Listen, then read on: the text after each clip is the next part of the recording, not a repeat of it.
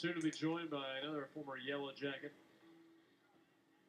as our very own Joe Wiseman puts on the headset for the first time in his Yellow Jacket career, joining us. And Joe, I know you enjoyed wearing the jersey and all that, but I got a pretty early impression as a freshman that you really wanted to be up here in the booth, right? Yeah, absolutely. The 4 years on the flats were nothing compared to this. No, I mean, it was just trying to get ready to be ready to hop on the air, right? Oh, yeah.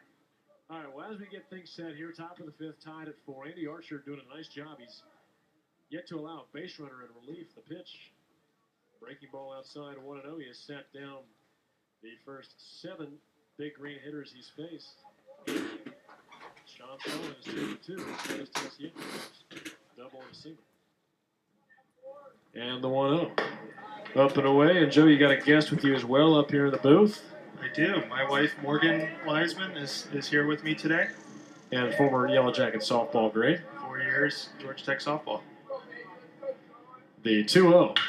Hard hit, line drive that'll kick off the back of the infield dirt into right field for a base hit. And Sullivan's having one of those special kind of days, 3 for 3.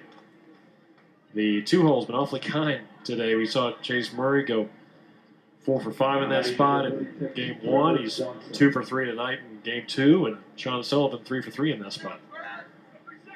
Here's Trevor Johnson 0 for 1, grounded in to a 3 unassisted, brought home a run, and then walked on 4 pitches, the final man that Hugh Chapman saw in his debut. The pitch on the inside corner 0-1. Well, Joe, can you kind of give us what's going on with you? I know a lot of our listeners remember you being a part of that 2016 senior class, 13 through 16, won an ACC title, participated in 2 regionals. 2 regionals, there it is. Or 3 actually. Yeah, I was going to say, yeah, 3. You had 3. Vanderbilt freshman year, fouled away 0-2. Vandy freshman year, and then Ole Miss, and took a year off, and then down in Gainesville for the senior year. So, well, yeah. yep. I'm working now. Been working for a year and a half or so, a little over that, and I'm in consulting. So good to be back at the ball field. No doubt. I got a little brother on the team as well. The 0-2, low and away, 1-2. How's Patrick's senior year going as you observe him from afar? It seems like he's doing well. His arm should be feeling a little bit better this year, and so hopefully he can have a good senior season. Ball and 2 strikes here on Johnson. Jackets and Dartmouth tied at 4. The pitch, swing and a miss. Down goes Johnson. Another strikeout for Archer. He struck out 4 of the last 6 he's faced. Yeah, Archer's looked sharp ever since he came in. He's been awfully good this year. He's been at least through all of 6-7 games now. He might be the story as far as the bullpen goes, the contributions he's made thus far. Kyle Holbrook 0 for 2, but Joe, as far as Georgia Tech goes, how did being a student athlete here prepare you as this pitch is low for life in the real world? I think it's definitely sets you apart from everybody else. So just the work ethic you learn, being a student athlete, that you can't really give up. You got to get things done no matter what. Really translates over to the working world. So it's definitely been a big factor. And I think we're looking at an opponent here today who knows exactly what that is all about. Dartmouth big green. Runner breaks from first. A ground ball to second. And Wilhite can't make the tag. He will do a pirouette and toss on to first. Nice job of sending Sullivan there by Bob Whalen and his staff. That would have been a surefire double play. Instead, Sullivan moves into scoring position. Holbrook retired, and Michael Squid Calamari, as they call him, is at the plate. You had a chance to travel at all consulting, or you got a local project, or what do we got? I've been in Fort Lauderdale for the last 5 months. Okay. Wrapping up this coming week, and then we'll be in Atlanta for a short bit, and then see what's next. Pitch to Calamari's fouled away. I assume you've done some advanced scouting for the Jackets on the Hurricanes? Not a whole lot. Maybe I can squeeze Are something. you in the office, or what are you doing? Are you working or something? Yeah, I guess I should be focused more on UPA research instead of getting my work done. Then actually going straight from Florida up to Washington, D.C. to see a fellow Georgia Tech alumni, class of 2016 member Grant Rubel. The 0-1. Ground ball rolled to second base. Wade Bailey knocks it down, sticks with it. Barehand pickup, throw wide of first base. Gets past English. Nobody backing up the throw. Scoring to give Dartmouth the lead. is Sean Sullivan. That'll be an E4. Wade Bailey on the throw. So with that, Dartmouth retakes the lead 5-4. That's the bad news. The good news is having Joe Wiseman here. If you followed Tech baseball in the last couple of years, we're going to have some Grant Rubel, Joe Wiseman stories here from the bullpen, and a little bit about the Foobies. The Foobies, I remember that was a big thing. I wasn't as much involved in the Foobies, but off speed in for a strike, 0-1. That was Grant Rubel and Nick Shearer, another WRUK regular. 0-1 here. 2 outs. Top of the 5th. Dartmouth has retaken the lead 5-4. First error of the weekend for Georgia Tech. A fly ball hit well and deep to right. Radcliffe's got a beat on it, though. Will make the catch just inside the track for the final out. But an unearned run comes across the score against Andy Archer.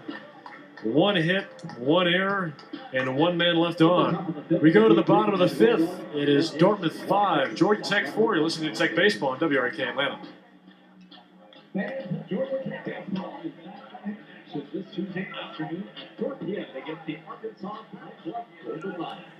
It'll be the season's first spotlight on Tuesday, where fans have a chance to win Wisconsin gift cards throughout the game. Tickets are still available. You can visit RamblingWreck.com for more information.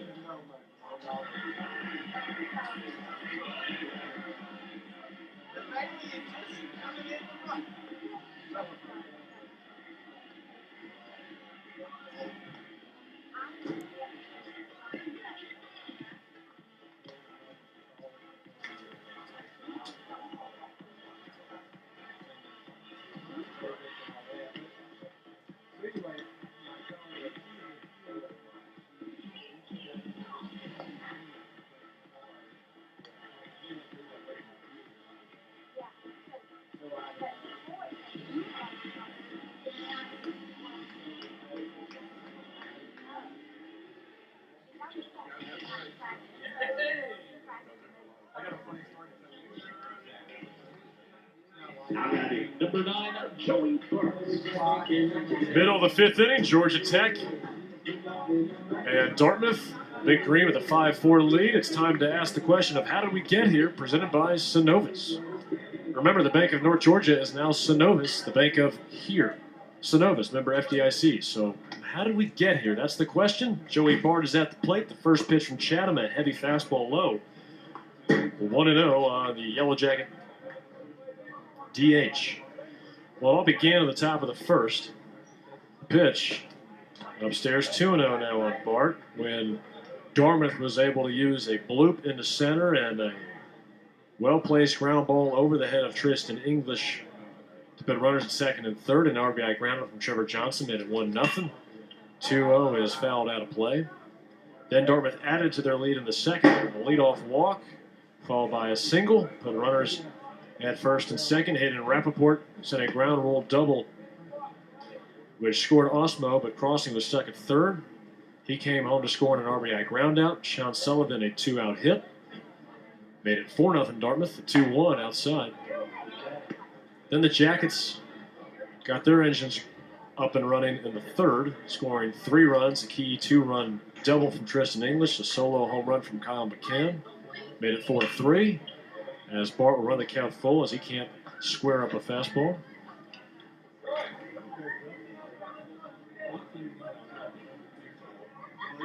But then in that 4th, an RBI single from Wade Bailey up the middle tied us at 4. But Jackets could not get that shutdown inning in the 5th, thanks to a miscue at 2nd. A 3-2 fouled away. Nice job of staying alive there by Joey Bart. So again, that's how did we get here, presented by Synovus, the bank of here. And with that, Joe, now that we've taken care of our friends at Synovus, we get to talk about some of your friends at Grant Rubel and some of the other knuckleheads in that 2016 class. The 3-2, a ground ball tap back to the mound. Bart will try and leg it out, throw to first in time, beats Bart by about 3 steps. 1-3, 1 gone. Georgia Tech trailing by 1. Joe Wiseman, former Yellow Jacket right-hander in the booth. And Joe, first explain, we've heard the term "foobies" thrown around a couple times here on WREK. Can you give us a definition of what Grant Rubel concocted in his mind? There's no telling. I know they live in your pockets, and that's about all I know. I know that the more you have, the better it is. The pitch. Fouled away, 0-1. But you'll have to get Nick Shear's opinion on that next time he's up in the booth. So what you're telling me is overindulgence is not a concern with foobies. Just that's right. The more you have, the better it is. Yeah. As it was explained to me, it was candy that you would have available in the dugout. Is that fair? The 0-1. I don't know if that's exactly it. Well, this was pretty hit awfully well as Tristan English will take this one to the wall and gone! Tristan English with a lot of foobies in that baseball. And we are tied at 5. Tristan English, T-Nut. Knocks us up in the 5th. Yes, he did. A lot of home runs today for the Jackets. That's good to see. And here's what I'll also say. Tristan English, if you put these two games together, is now hit for the cycle. Which translated as Tristan English has hit a triple. Which you don't see every day. With that, Connor Chatham departs. He will not factor in the decision, but he will not have the opportunity to get the win. We're tied at 5, Georgia Tech and Dartmouth. This is Tech Baseball on WREK Atlanta.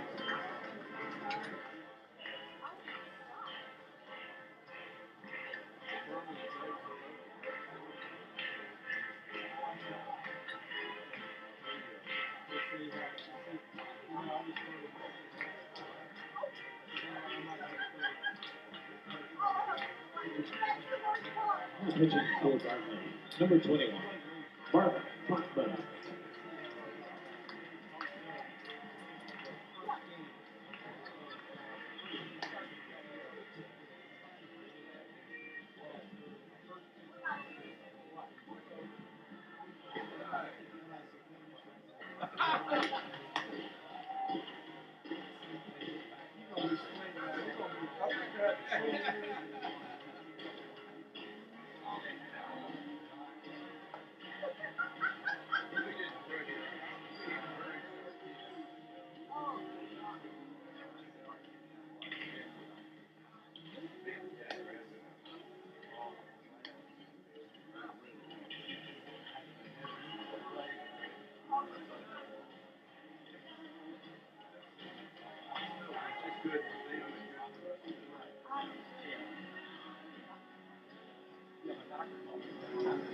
Top of the 6th inning, Georgia Tech and Dartmouth tied at 5 thanks to the home run from Tristan English. He's hit for the cycle in this doubleheader, tripled for the first time in his career in Game 1, and then he is 3 for 3 here in Game 2 with a single, a 2-run double, and that solo home run that ties at 5. Wiley Ballard joined by Joe Wiseman. And Joe, as far as Tristan's concerned, when he got on campus as a freshman your senior year, you know he was going to be something special, right? Oh, yeah, right off the bat. He's got an electric arm. He had a great freshman year. Didn't pitch, but he had a great year playing first base and hitting. And then it's too bad to see him, down last year with Tommy John surgery. But definitely good to have him back in the lineup, and hopefully he'll get to pitch some this year. Did get a chance to see him on the mound for the first time in his Yellow Jacket career last week. He threw an inning and 2/3. And here's Kyle McCann. The sophomore will step in from the left side.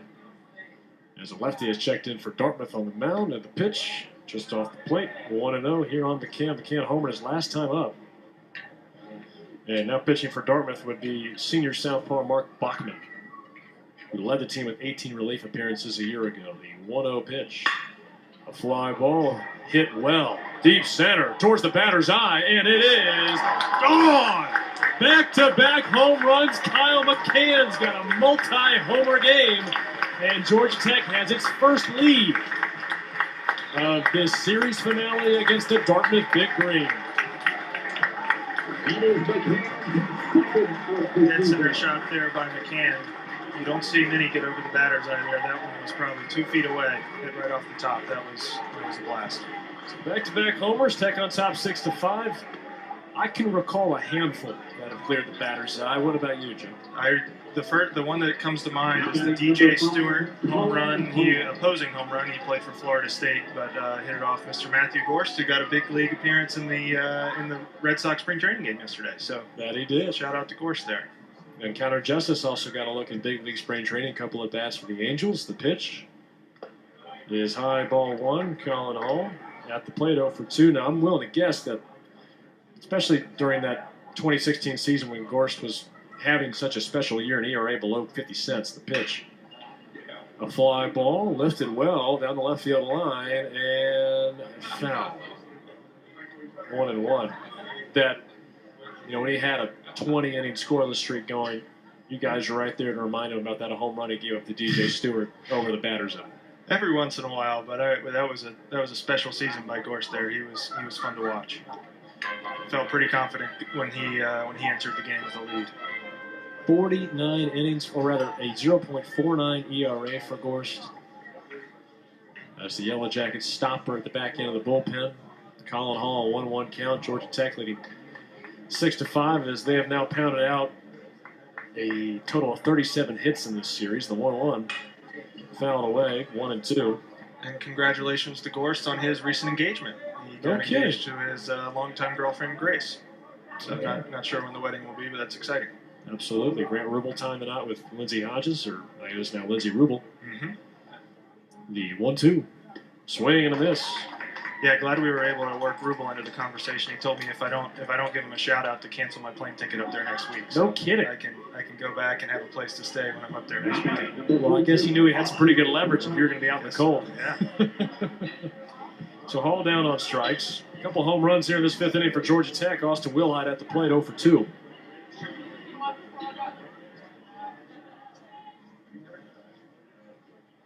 Bachman waits. Now winds and bends. And a curveball in for strike 1 on Wilhite. 0 for 2 with 2 flyouts to right. But, Joe, for you, playing here with Georgia Tech baseball, winning an ACC title, the 0-1. Ground ball just past the diving glove of Blake Crossing.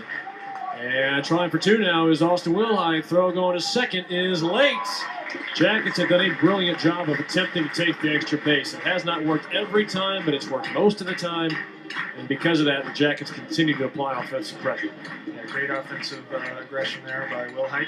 Stretching it to a double. Number 7, Luke Waddell. And here's Luke Waddell, who's 2 for 2 with a run scored. I am curious, what would you say your favorite memory is playing here at Georgia Tech for 4 years?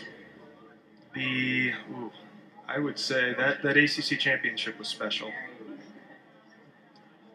The pitch, ground ball right to the first baseman, Michael Calamari. That'll end the inning, 3 unassisted. Joe will give you a little more time to think about other stuff and talk about an ACC title as well and how you guys sent Maryland out on a high note, leaving the ACC. But for the time being, the Jackets have pulled ahead. Back-to-back solo home runs from Tristan English and Kyle McCann. Make it Georgia Tech 6, Dartmouth 5. Here on your home for Tech Baseball, WREK Atlanta. A Jackets fan, this time for the final 2 in today's scavenger hunt. All right, here is your 3rd and final 2. You can find the ticket where the lineups are for all to see. Good luck.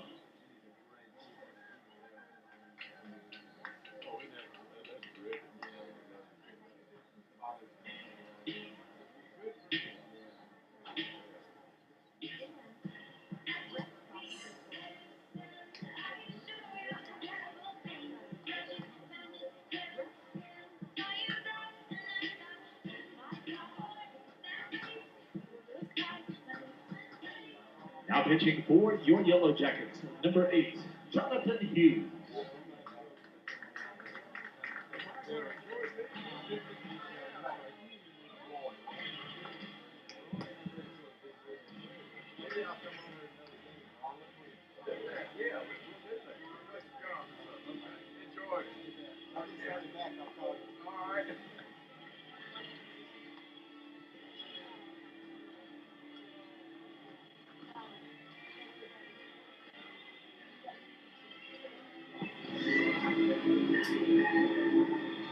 Top of the 6th inning, Georgia Tech with their first lead here in the series finale against the Dartmouth Big Green, looking to sweep the Big Green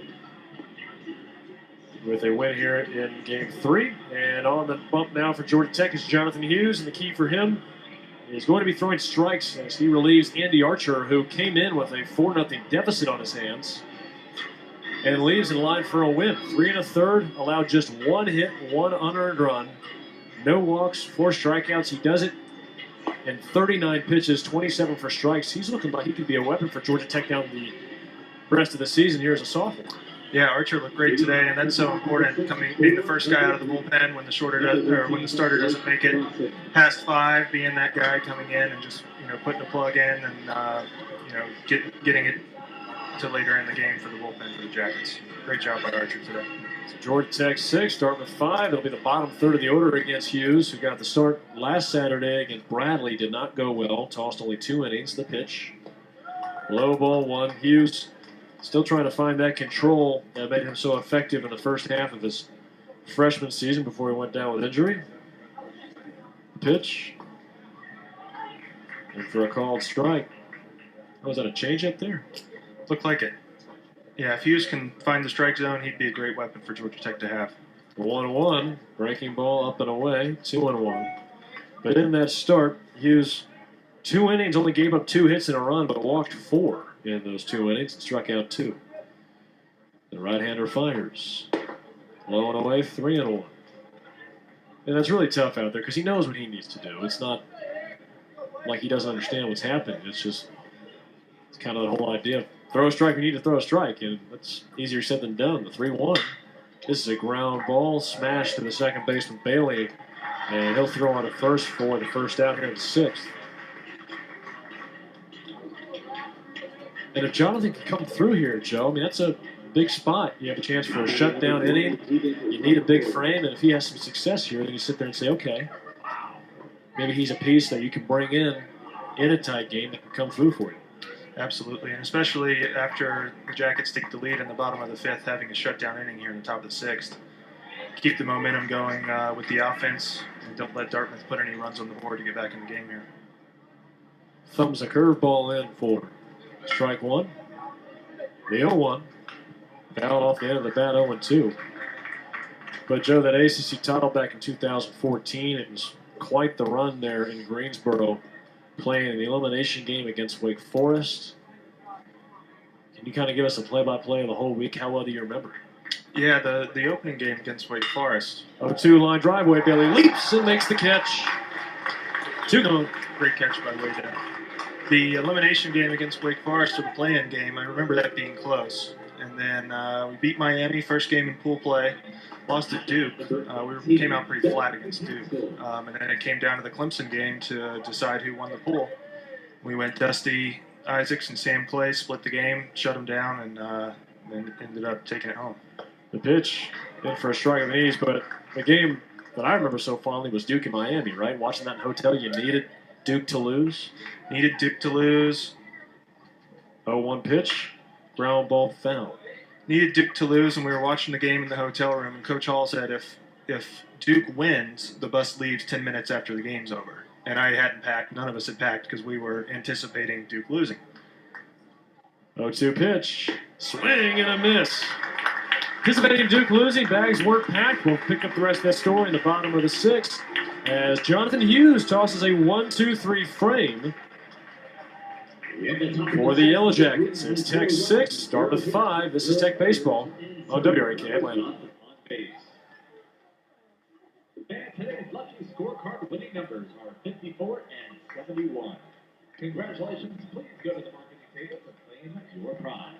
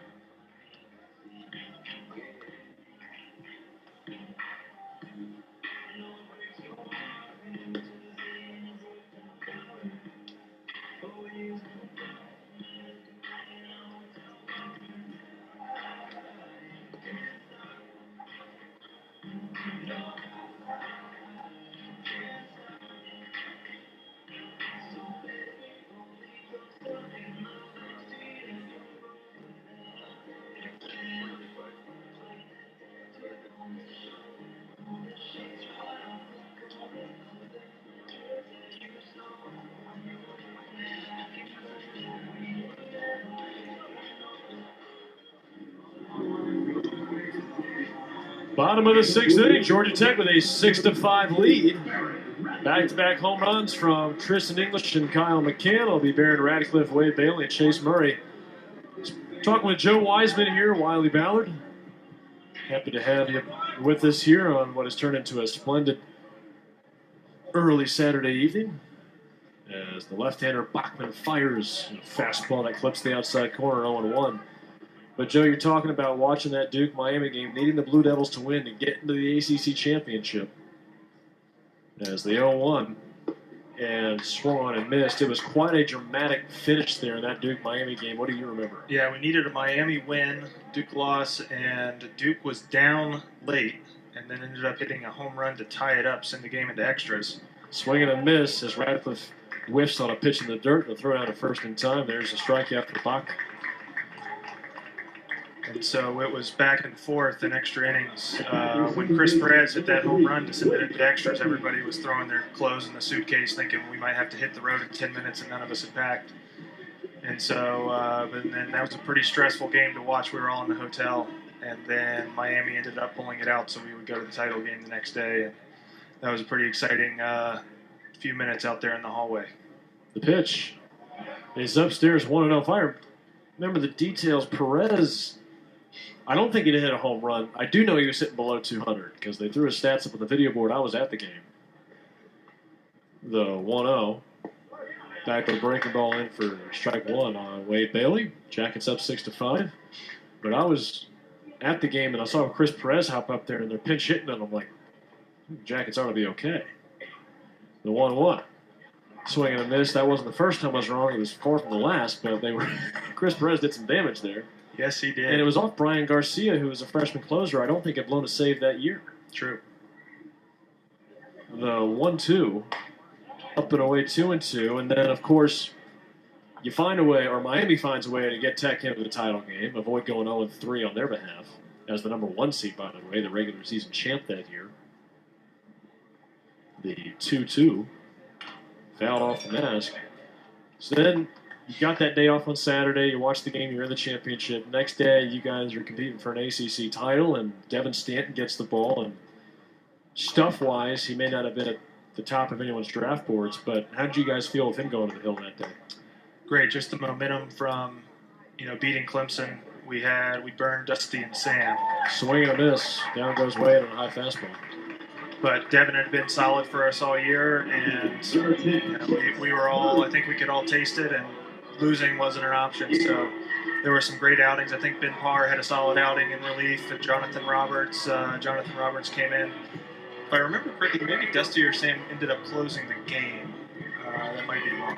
I know Dusty got in there as an all ACC or all tournament pitcher. I mean, I think he was the tournament MVP, in fact. Upstairs 1-0. I'm really not sure. I believe Sam Clay closed it out. Because I remember the dog pile video, and I think Sam closed it out. The 1-0 upstairs 2-0. You remember the video better than you do the actual dog pile? Yes. Well, I remember Coach Hall had kind of spread word around the dugout to we're not doing a dog pile, and. Fly ball smoked into right center field. Chase Murray refuses to quit hitting. Big turnaround first. It's a single. Murray, he has 7 hits in this doubleheader, Joe. 7 for 8 with 2 homers? 7 for 9. 7 for 9 with 2 homers. He's not immortal, not just a hero. Superhero. Pretty good day. Pretty good day. Here's Joey Bart. 0 for 2. Was hit by a pitch and scored. 1 on, 2 down here in the bottom of the 6th. And then in Maryland, it was that 7th inning where I think Connor Justice came up with a big hit with 2 strikes on him as a freshman. The pitch on the outside corner, 0-1, and you guys were able to knock off Maryland. And if I remember right, again, I'm sure things were a little more subdued from where I was sitting to where you guys were, but that Maryland team wasn't exactly the most lovable bunch, right? No, that's to say the least. The 0-1, rope to left field. That'll fall in for a base hit. Gloved on 1 hop by Rappaport. Holding at second is Murray. A couple 2-out base hits here for the Jackets. the series we had up at Maryland that year, I believe, if I remember correctly, was there was a little back and forth in Maryland, and that kind of carried on to the conference tournament. There was a little back and forth during the game, actually, with some players. So definitely good to beat them. And that was the last event Maryland Athletics participated in, the last ACC event, I should say, outside of the postseason. The pitch, swing and a miss. Ball gets away from the catcher, McCaskill, going down to third. It's a poor throw from McCaskill. Murray's going to turn around third and come in to score. The freshman catcher making an aggressive play. And Joe, I'm not sure what you thought, but I'm not sure they would have gotten Murray at third base. It would have been close at best. But Murray able to take advantage of the wild throw and put the Jackets up by 2. Second error of the day on Dartmouth, and Jackets now ahead 7-5. They've out-hit Dartmouth 13-6. Joey Bart at second base, he moved up on the throw, was not going to try to advance the pitch. The 0-1. Back to a breaking ball in for strike 1. Tristan English a chance to hit for the pure cycle here. He did triple in game 1, but he's 3 for 3 in here in game 2 with a double and a homer.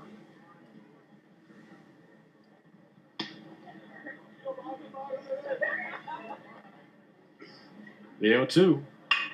Line drive, hit to left center field. That'll fall in for a base hit. Joey Bart will round third and score. And it's 8-5, Georgia Tech.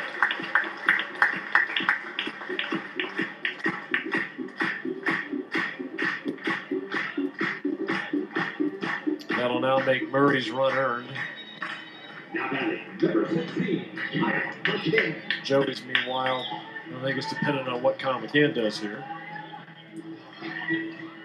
8-5, Georgia Tech on top. They trailed 4-0 after 2, and they have scored now 8 runs in the last 4 innings. 3 in the third, 1 in the fourth and fifth, 2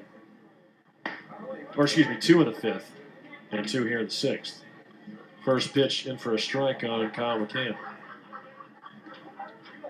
But, Joe, what do you miss most about Georgia Tech baseball? Obviously, Golden Corral, I'm sure, is at the top of the list. Debatable. The 0-1, low and away. Yeah, just all the guys. My tight group, they've all moved away. With King, he's now college baseball coach at USC Lancaster, pitching coach there. Rubel's up in D.C. 1-1, huh? And Cole Pitts is back down in Moultrie, Georgia, with his wife Abby. They got married back in September. And the guys just kind of scattered around, so it's good seeing them every once in a while. 2-1 from number 21, low and away, 3-1. Any impressions of the Jackets here in 2018? I know you're obviously here for most of Game 1 today. Is this your first day back in the park this season? First day. I wasn't able to make it out last weekend, and so I wanted to come catch some action today, but they look good. 3-1. Hit high and deep to center field. Does McCann have 3 home runs? Yes, he does, and it clears the batter's eye. Kyle McCann, a 3-home run game for Mac. And Georgia Tech now leads 10-5. What a day for Kyle McCann. I think he took it as a challenge, Joe, when he said he didn't clear the batter's eye. I think so. I could only think of one that had ever done it. And McCann goes 2 at-bats in a row, one off the top of the batter's eye. This one actually hit the top and bounced over. That clears it in my book. But it still counts. New arm coming in as Kyle McCann has blown it wide open. Georgia Tech 10, Dartmouth 5. We'll be back in just a moment with the new Dartmouth pitcher. This is Tech Baseball on WRK Atlanta.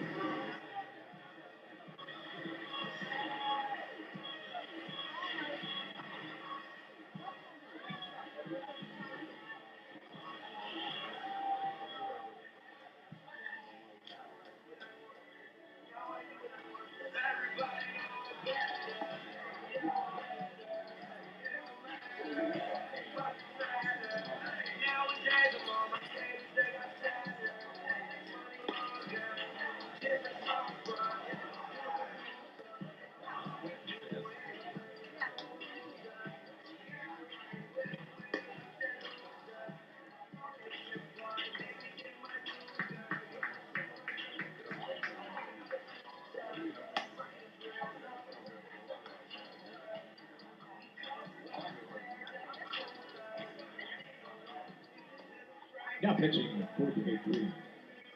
Number 35, Austin Michelle.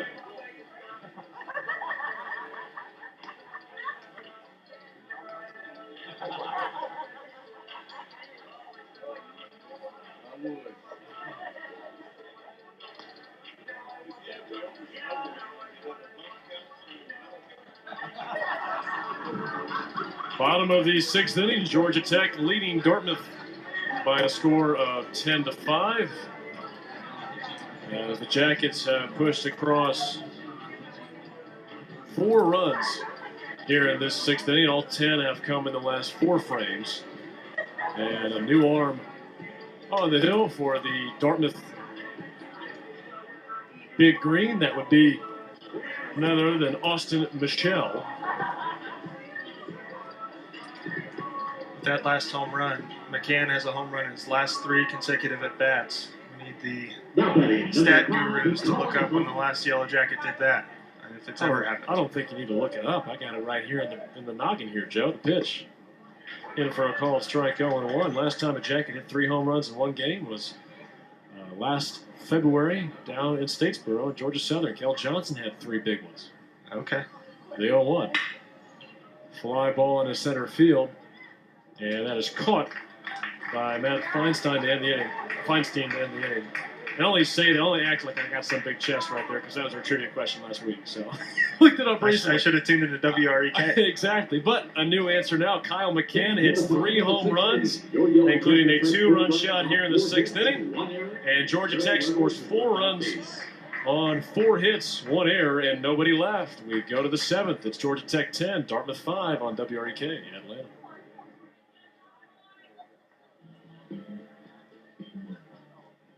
Pet dogs, I'm pretty sure I'm allergic to cats.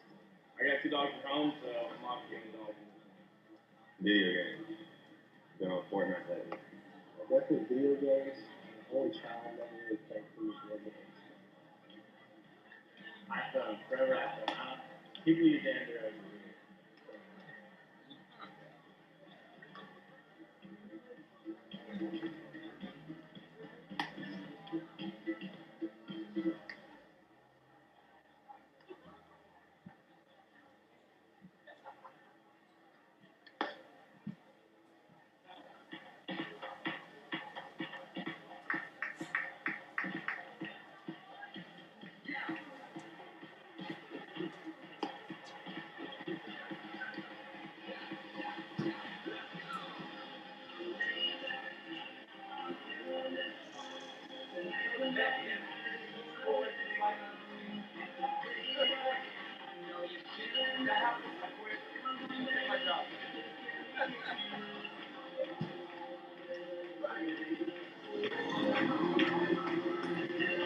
Top of the 7th inning, Georgia Tech with a comfortable 10-5 lead over the Dartmouth Big Green. We've got a couple defensive changes here for the Jackets. As the first pitch from Jonathan Hughes to Matt Feinstein is low, ball 1. Just got a text from class of 2017 left-handed pitcher Jonathan King. He's tuning into the game. 1-0, low and away. Good to hear from Jonathan King. He did hop on radio with us once. It was not as successful an endeavor as it has been so far today with Joe Wiseman on the mic. And I only say that because as this pitch is low and away 3-0. When we had Jonathan King on the mic, it was the final game of the ACC tournament in 2016, a heart-wrenching extra inning loss against NC State, 3-0. I remember that game. In for a called strike, 3-1. But Nick Wilhite is checked into center field. Chase Murray moves over to left. Colin Hall moves to right. And this is a ground ball sent to short, gobbled up by Austin Wilhite. Sidearm toss across the diamond.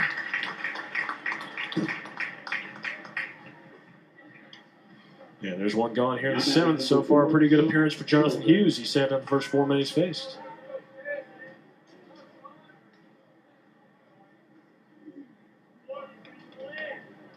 Here's Sean Sullivan. Joe Wiseman, Wiley Ballard. Jackets up 10-5 over Dartmouth. The pitch. On the outside corner, 0-1. Sean Sullivan 3 for 3 today, an RBI and a double, as well as a run score.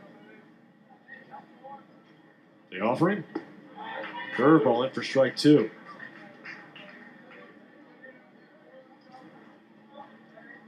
And Jonathan's ready to go. He's not wasting any time up there. Here's the pitch. A ground ball, slapped to short. One more chance for Wilhite. This one a lower hop. Deals on to first. Yeah, Jonathan not wasting any time in between pitches. He's in a groove and wants to keep it rolling. Looks good today. Did you find as a pitcher that you tried to work quickly, or what was your thought about as far as time between pitches? Yeah, I always try to work quick, and especially when you're throwing strikes, filling up the zone, you want to keep it going. The pitch to Trevor Johnson, just low.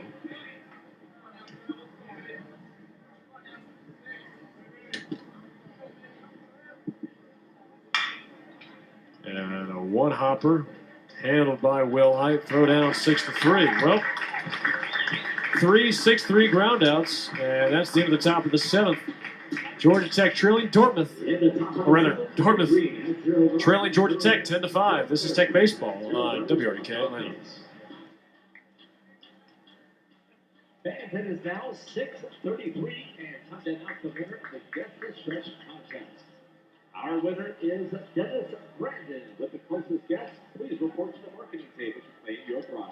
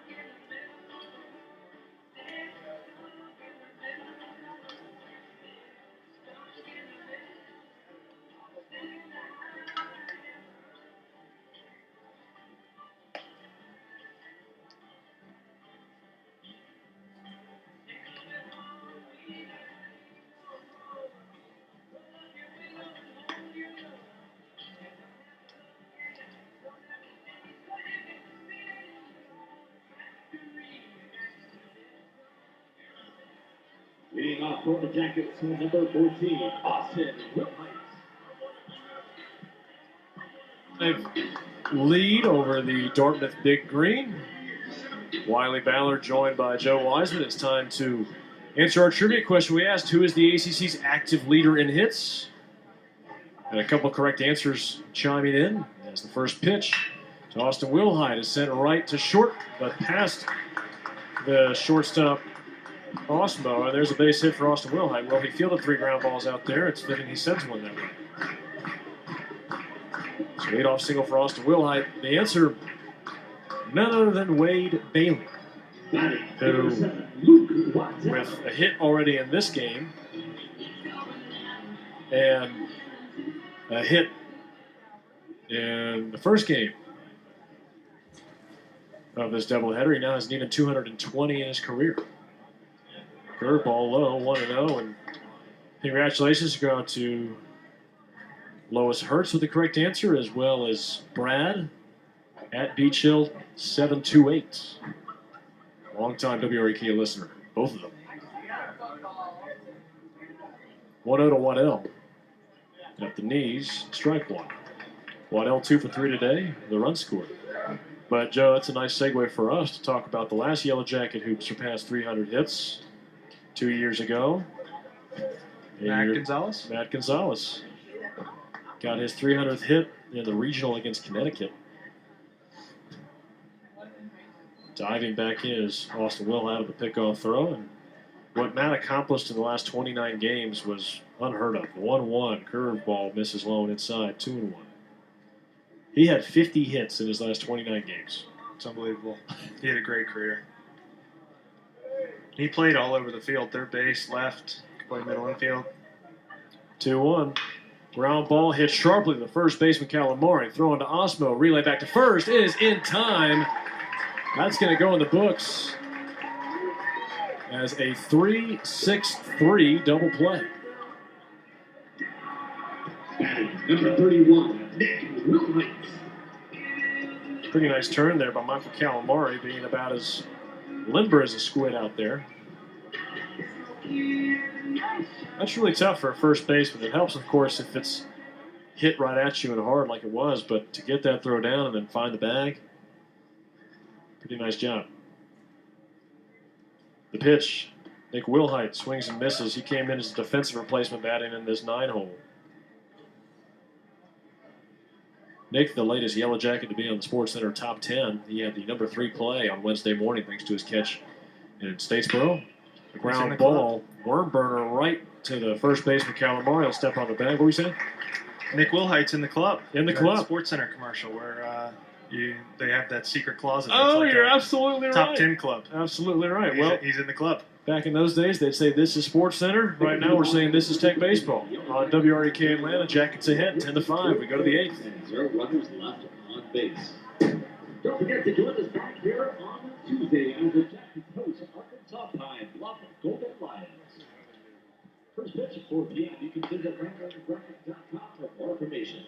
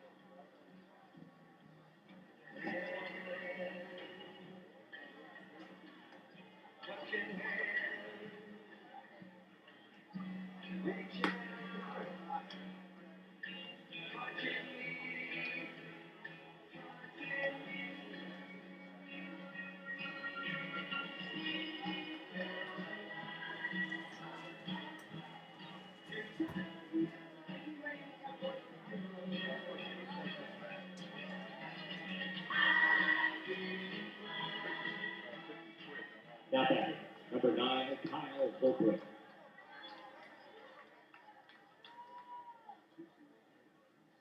Georgia Tech leading Dartmouth 10-5. The first pitch from Hughes low and away. Jackets will be back in action on Tuesday, taking on Arkansas Pine Bluff in midweek. The 1-0 pitch. Breaking ball up and away. 2-0. Hughes has sat down the first 6 men he's faced. The Yellow Jacket bullpen has allowed only 1 hit, and now 5 1/3 innings of relief. The 2-0 up and away. 3-0. Hughes has gone to a 3-ball count to now all 3 leadoff men he's faced, but he's been able to get them. He's found his rhythm. The pitch. There's strike 1. Jackets looking to sweep this series against Dartmouth. Inside. 3-2. Or beg your pardon, ball 4. Lead off walk. And for Joe, in these early weekends here in college baseball, it's so important to get yourself in a rhythm, whether you're a pitcher, a hitter, defensively. I mean, how important are these first 3-4 weeks? Oh, it's huge. First 3 weekends before conference play starts. Low get inside. An appearance or 2 if you're a pitcher. Because once conference play starts, that's when it really, that's when it counts. So making sure that, you're firing on all cylinders when the first ACC weekend comes around, that's huge. Kyle McCann chatting with Jonathan Hughes atop the mound. And all these wins add up. They don't seem significant each day, but at the end of the season, when you're on the bubble or on the 40-win mark for the NCAA, or it seems like 500's around the mark you want to be at for ACC play, if you take a day off and lose a game, that can be huge at the end of the season. Low 2-0. That reminds me of your senior year. That was the big takeaway going into conference play is given your 12-0 record, you'd set yourself up to where if you take care of business in conference, not only are you a shoe-in to be in, but you have a chance to host. The 2-0, swing and a miss. Unfortunately, that year, the problem was just not winning enough series. Obviously got swept down in Florida State. That hurt, but just unable to hold serve at home. Low and inside, gets away from McCann. Taking second base will be Holbrook. But you guys were on the bubble come Selection Monday that year, and I got to think that the win total, buoyed by that 12-0 start, had to help weigh in your favor, and you guys are probably, one of the last teams in that year. That might have made the difference. Yeah, those wins, if you can rack up some wins early in the season, that helps you out in the long run. Throw back to second. Will Hyde will field the throw.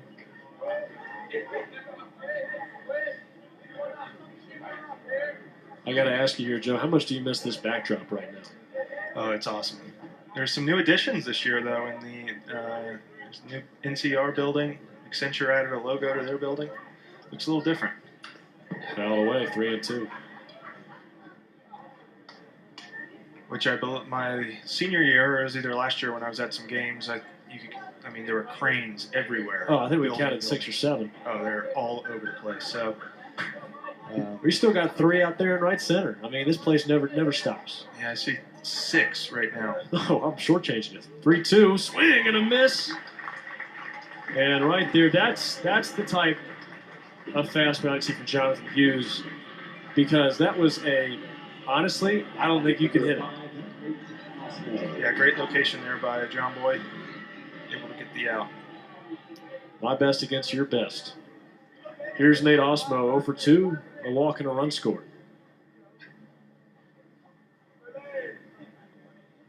The pitch. Breaking ball drops in for a strike. Utilized that curveball a good bit here. He's true 4-pitch pitcher. He's got the sharp slider, changeup, the curveball, and that 90-mile-an-hour heater. The 0-1. Bounce in the dirt. Nice block by Mack.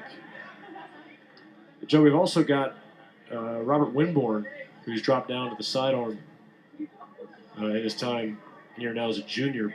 What's the key to trying to pick that up? That's something that obviously you used, especially in the second half of your career.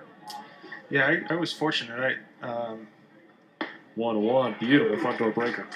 As I was transitioning over to dropping down, Darren O'Day, who was on the Orioles, I don't know if he still is, big leaguer. He was here at Tech getting ready for spring training, and he spent some time with me, getting me up to speed, and so that really accelerated the transition to submarine. Low 2-2, and that's a pretty common occurrence. I know that sounds like an incredible opportunity. It is, but the amount of big leaguers you'll see coming in here to Georgia Tech. I saw Brandon Phillips taking BP last week here. Ryan Howard's been out numerous times the last few years. 2-2. Line drive right to Wade Bailey. Not going to have a chance to double up Kyle Holbrook. And obviously some of those guys near the back end of those careers, but just because physically they're not what they used to be doesn't mean knowledge-wise and tool-wise they're not able to pass along a few things. We mentioned Robert even spoke with Keenan Ennis' father, Jeff Ennis, who was a reliever for the Mets, about the sidearm. Yeah, and I had a couple lessons with Mr. Ennis as well. He was very valuable, and he was a big league sidearm pitcher too, so he has tons of knowledge. Well, the pitch from Hughes is high, 1-0, but just one of the other benefits of being here in Atlanta and at Georgia Tech, where the baseball tradition is so strong, the facilities are top-notch. Helps to have the support of guys like Mark Teixeira and Charlie Blackmon and so many others. Throw back, and they got him! Too far off of second base. That'll be a 1-6 pickoff from Jonathan Hughes. He'll head into the dugout, and Hughes has thrown 3 scoreless innings and has not allowed a hit either. Just one base runner. He picked him off at second to close out the 8th. We got the ACC scoreboard coming up. When we come back, it's Georgia Tech 10, Dartmouth 5, and the series finale between the Big Green and the Yellow Jackets right here on ACC Network Extra and WREK Atlanta.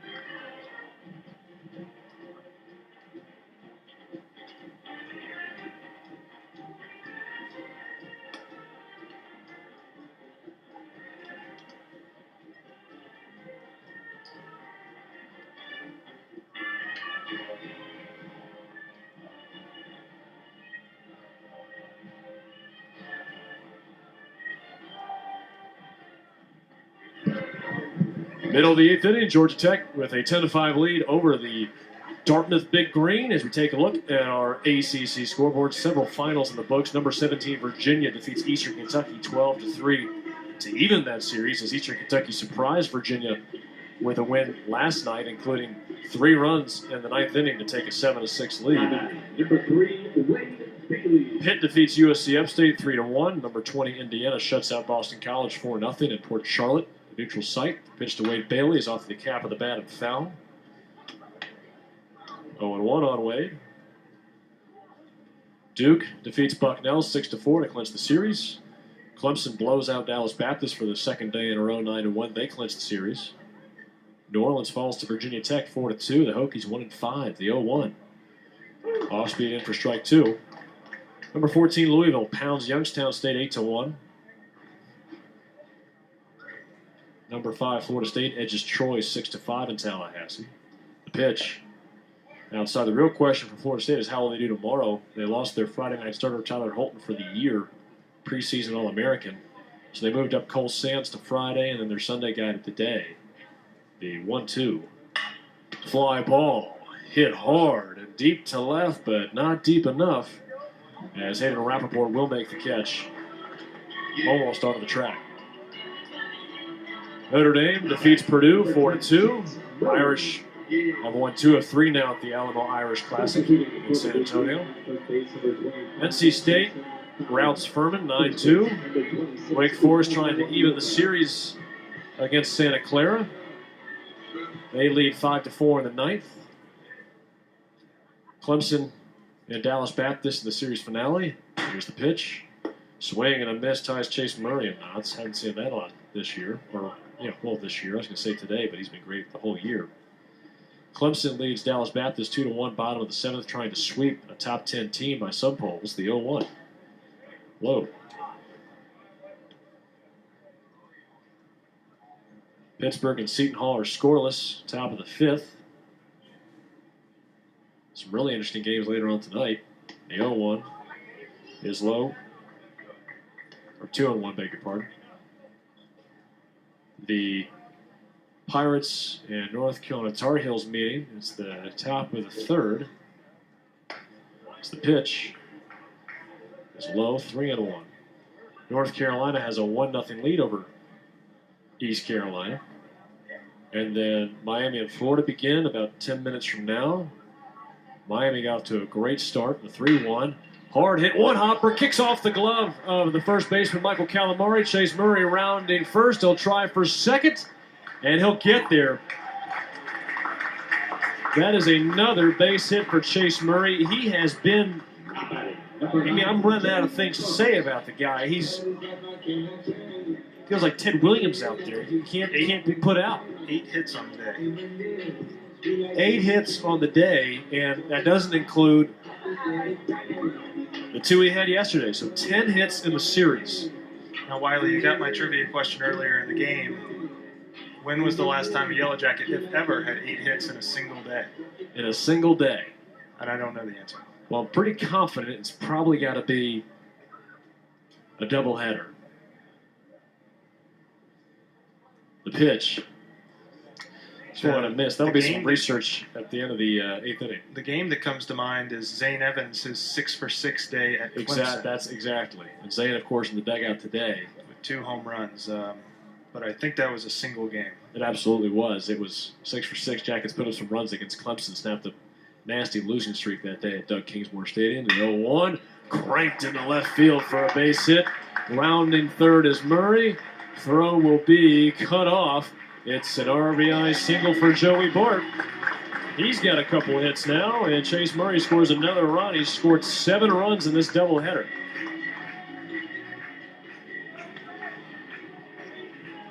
Good job by Coach Nikias there, waving Chase in. You can tell he's had his coffee for the day. Look sharp out there. So here's Tristan English, 4 for 4. How can you be 4 for 4 with a homer and a double and not be the leading story? Pretty wild day here for Georgia Tech offensively. And the pitch. Upstairs, ball 1. On English. He's also got 4 RBI. Kyle McCann hit 3 homers in this game. The 1-0 is popped up. Foul territory. Third baseman crossing. I beg your pardon, that actually made a change there. That's my mistake. New third baseman is Justin Fowler, who has checked in. Crossing actually moves over to shortstop. Fowler at third. Ubaldo Lopez now playing first. And a pop-up in foul territory, headed towards the dugout, and unable to make the catch for Fowler. He was getting near the railing. It'd be a tough error. I'm sure that played a role in whether or not he was able to catch it. New catcher, by the way, for Dartmouth, Logan Adams.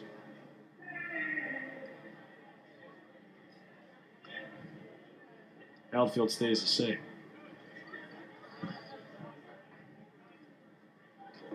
So 1-2 here on Tristan English. 11-5, Georgia Tech on top. They have scored a total of 33 runs in this 3-game series. They were held to 3 runs on opening day, but since then they have scored no fewer than 7 in a single game, including 4 10 runs or more efforts. 1-2. Low and inside.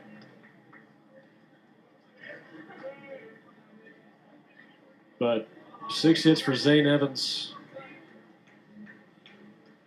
in that win over Clemson back in 2013. Zane was actually sharing that story the other day. 2-2 is popped up towards first base side. Lopez gives it a look, leaning over. He can't make the catch, hits him in the glove. Again, he really had to deal with the railing. He was up against it, but Tristan English has got 9 lives, or at least 2. And one of those 6 hits at Clemson that Zane had went out of the stadium. If you know the Clemson Stadium at all, there's 2 grandstands out in left field. Zane hit a home run through the uprights there that exited the stadium. It was a blast. Longest blast through the uprights since Harrison Butker in 2014 at Sanford Stadium. Called strike on the inside corner. Tristan doesn't like the call, but that is out number 2. Not sure if that was a changeup or a breaking ball, something off speed. Looked like a curveball.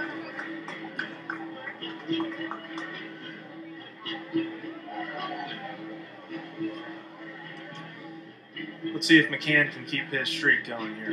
It'd be pretty special. Well, that's going to be the big question now, isn't it? Looking for his 4th home run in this 2nd game.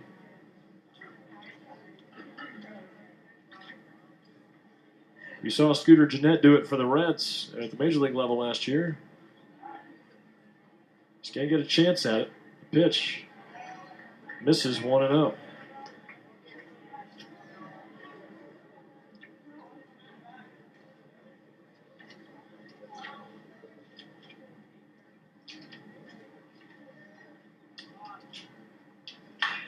Ground ball foul. 1-1.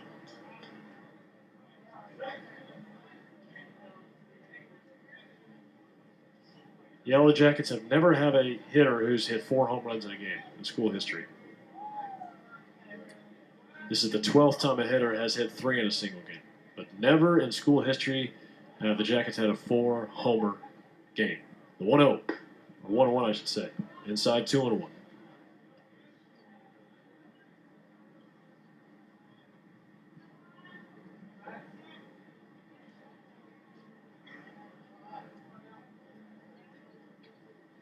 Two and 1. McCann looking for history. The pitch. Swinging and a miss. If he had connected, that swing might have done the trick. Definitely had the power. Seeing a left-hander hit a bunch of home runs reminds me of Daniel Palka. McCann has some of that whip. And he does. So does Barron Radcliffe, the right fielder. Here's the 2-2. Called strike 3 on the outside corner. Well, Kyle McCann won't have 4 blasts in a single game, but 3 for 5 with 3 jacks will have to do. Jackets lead 11-5. We go to the ninth. Tech 3 outs away from a sweep of the Dartmouth Big Green here in Midtown Atlanta. This is Tech Baseball on WRK Atlanta.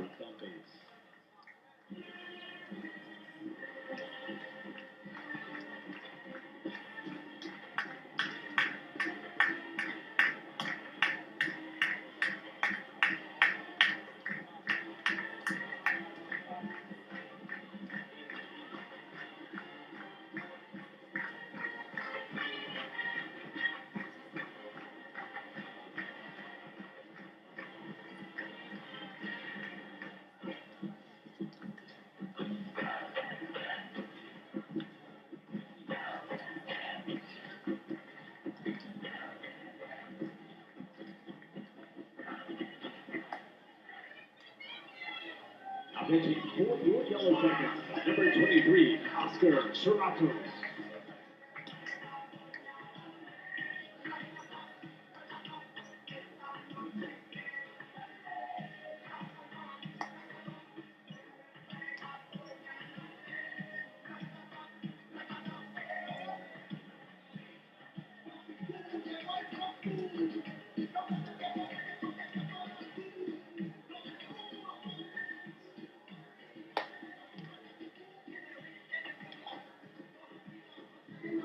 Top of the ninth inning, Georgia Tech leading 11-5. They have pounded out 18 hits, which is a season high.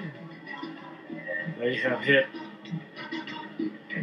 4 home runs, matching a season high, which they set in game 1 today. They've hit 8 home runs here in this doubleheader. Kyle McCann has hit 3 in this game. Tristan English has hit from the cycle in this doubleheader, a triple in game 1, a single double and homer here in game 2. And it doesn't include Chase Murray, who has 8 hits in today's doubleheader. He's had 2 career 4-hit games. Each of them have come today. Tristan English also 4 for 5 with 4 RBI in this game. So here's Blake crossing the shortstop, and on the mound for the Jackets, Oscar Serratos. Fastball up and in, 1-0. This is Serratos' second appearance on the hill. He pitched a third of an inning and got the final out in the loss to Connecticut in the 10th inning. The pitch fouled away. Jackets will be back in action Tuesday at 4 o'clock.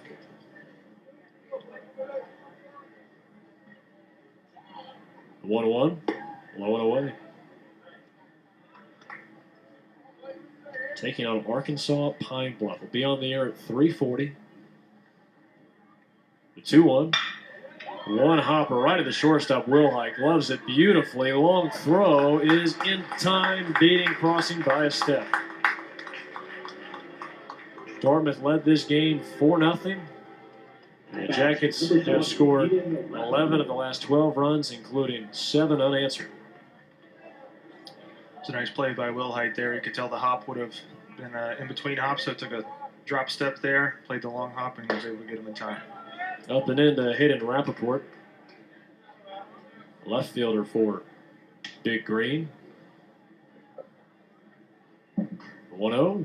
Swing and a miss. Roth has got a live arm, too, up there.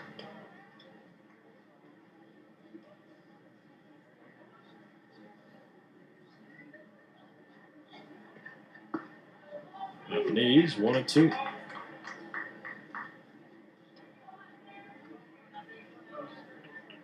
Coach Denny Hall, this will be win number 1,201. The 1-2. Swing and a miss. Down goes Rappaport. And how about this? If Oscar Serratos can sit down Logan Adams, who is making his first career trip to the plate, freshman out of Knoxville Christian, the Yellow Jacket bullpen will have tossed 7 1/3 innings of 1-hit baseball. Swing and a miss. And not allowed a single earned run. The 0-1. Line drive into center field for a base hit. Well, make it 2-hit baseball. Top of the order now due up. Here's Matt Feinstein. Number 23, Matt Feinstein.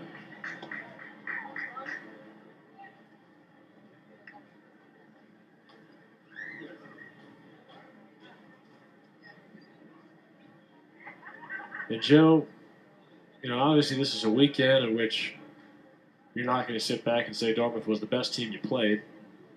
The pitch, inside 1-0, but what we've seen from almost everyone offensively and even pitching-wise, whether it be Xavion Curry or Andy Archer here in Game 2 or and for a called strike 1-1, Jared Daytok in relief getting that save in Game 2 of the series, Game 1 today. You're pretty encouraged by what this team is capable of, right? Yeah, absolutely. And even though that Dartmouth might not, be up to par with some of the ACC competition the team will face, here shortly, it creates good memories with a lot of home runs, some good solid pitching. So these are memories and experiences they can draw back on later in the year.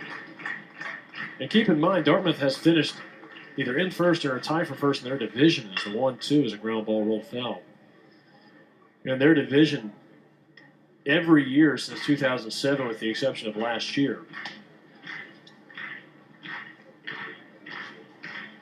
But they played an 8 straight Ivy League championship series, so I know the Ivy League is not considered a blue blood in college baseball, but this is one of the better teams in the league, the 1-2.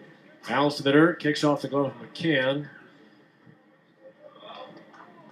Adams thinks about trying for second, but he'll instead retreat back to first base. 2-2 here.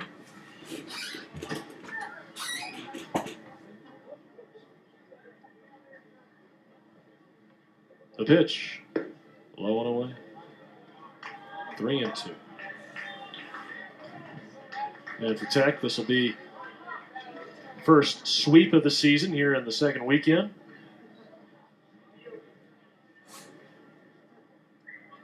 Runner goes 3-2, fouled away. And last year, the Jackets did have a 3-0 weekend on opening day, but they did not sweep Youngstown State. The pitch is hit high and deep to center field, taking back Will Hyde. He's at the wall, reaches up, makes the catch, and that is the end of the game as Georgia Tech sweeps the doubleheader, sweeps the series, and on the weekend as a whole, they knock out 45 hits. Darn impressive numbers for Georgia Tech here offensively, Joe. And before we say goodbye to you here, man, what were your thoughts on what we saw here? Great offensive performance, and it was huge for the bullpen to come in after a bit of a shaky start, giving up some runs early. The bullpen to come in. Andy Archer did a great job of shutting down the Dartmouth offense, and the bullpen able to keep the Jackets in the game. And then the bats really came alive middle of the game there with a handful of home runs. So nothing but positives here. And hopefully the Jackets can take care of business on Tuesday and next weekend, and then head into conference play strong. That'll do it for us on the ACC Network Extra. Your final score, Georgia Tech 11, Dartmouth 5. Post-game show coming up on WREK Atlanta. This has been Tech Baseball on 91.1 FM, WREK Atlanta. This Tuesday at 4 p.m. when they host the Arkansas Pine Bluff